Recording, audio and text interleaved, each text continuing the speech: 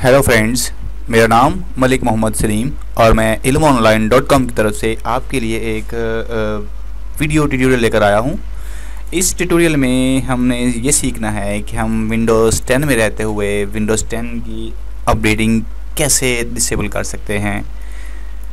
चूँकि विंडोज़ 10 अगर हम रजिस्टर कर लेते हैं तो अपडेटिंग के बाद मे बी कि वो जो उसकी सीरियल की होती है वो दोबारा रिक्वायर करें। ठीक है, इसके लिए हम ये करेंगे कि हम विंडोज़ 10 की अपडेटिंग डिसेबल कर देंगे ताकि हमारी जो सेटिंग है या कुछ उसकी फाइल्स अपडेट ना हो और ना ही अपडेट का जो है वो मैसेज आए।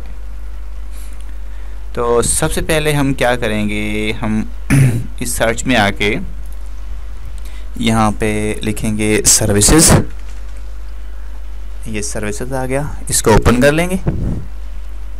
ठीक है, इसमें ये सर्विसेज की सारी लिस्ट है और इसमें हम ढूंढेंगे विंडोज़ के नाम से विंडोज़ अपडेट।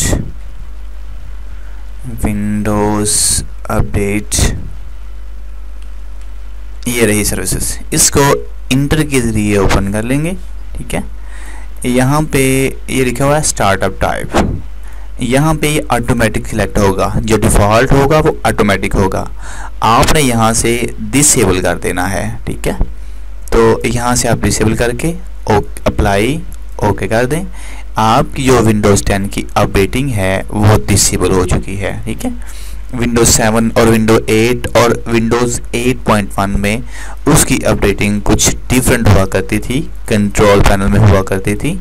इसके अंदर ये ऑप्शन सर्विसेज के अंदर भी है, चूँकि ये बहुत अच्छी जगह पे ये ऑप्शन रखी गई है। यहाँ पे हम डिसेबल कर देंगे तो विंडोज़ 10 जो है वो अपडेटिंग रिक्वायर नहीं करेगी, चाहे आपके साथ इंटरनेट कनेक्ट जैसे मर्जी हो। ठीक है, तो ये यूज़फुल ट्रिक है, इस्तेमाल कीजिएगा, एंजॉय कीजिएगा।